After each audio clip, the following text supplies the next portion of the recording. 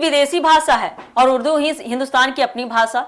बिहार के कांग्रेस सांसद मोहम्मद जावेद के एक बयान ने ऐसा सवाल खड़ा कर दिया सबके मन में, जिस पर राजनीतिक बहस तेज होने की संभावना है। उनके बयान के बाद भाषा, शिक्षा और राजनीति को लेकर नया विवाद शुरू हो गया है। क्या कुछ कहा है इस सांसद ने, जानिए हमारे साथ विस्तार से। नमस्कार, एक न्यूज़ 24 देख रहे हैं आप और मैं हूं आपसे ब्यूटी। बिहार के किशनगंज से बता दें आपको कि कांग्रेस सांसद मोहम्मद जावेद के एक बयान ने राज्य की राजनीति में नई बहस को जन्म दे दी है।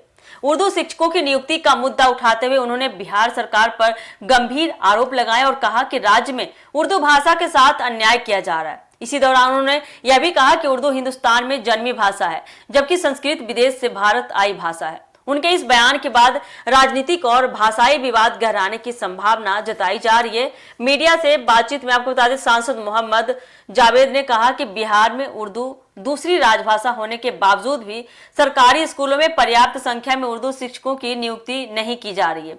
उनका आरोप है कि सरकार उर्दू भाषा की उपेक्षा कर रही है, जिसे स्वीकार नहीं किया जा सकता। उन्होंने कहा कि उर्दू भारत की अपनी भाषा है, अपनी जन्मी हुई भाषा है और इसका जन्म इसी देश में हुआ है। उन्होंने यह भी कहा कि उर्दू को खत्म करने की किसी भी कोशिश का विरोध किया जाएगा और इसके लिए हर लोकतांत्रिक लड़ाई लड़ी जाएगी। अपने बयान के दौरान मोहम्मद जावेद ने कहा कि जैसे अंग्रेजी बाहर से आई गई भाषा है, उसी तरह से संस्कृत भी विदेश से लाई गई भाषा है। उनके अनुसार हिंदुस्तान की अपनी भाषाएं हिंदी और उर्दू है। इसी टिप्पणी को लेकर अब सबसे अधिक राजनीतिक प्रतिक्रिया आने की संभावना जताई जा रही है। सांसद का कहना है कि उनका मुख्य मुद्दा उर्दू शिक्षकों की नियुक्ति है। उनका आरोप है कि सरकार संवैधानिक और प्रशासनिक स्तर पर उर्दू को उसका उचित स्थान नहीं दे रही है। उन्होंने मांग की है कि सरकारी विद्यालयों में जल्द से जल्द उर्दू शिक्षकों की नियुक्ति की जाए, ताकि दूसरी राजभाषा के रूप में उर्दू का अधिकार सुरक्षित रह सके। हालांकि संस्कृत को लेकर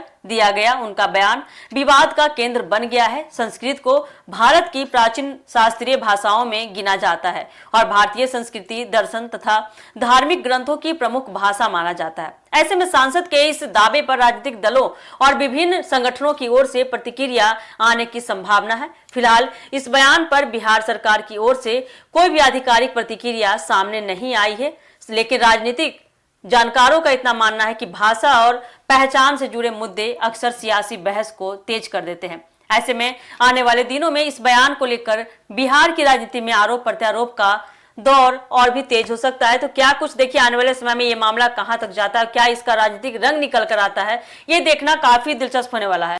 ये थी अब तक की अपडेट। फिलहाल इस खबर में इतना ही। ऐसे अपडेट के लिए जुड़े रहिए हमारे एक न्यूज़ 24 के साथ। दीजिएगा इजाजत। धन्यवाद।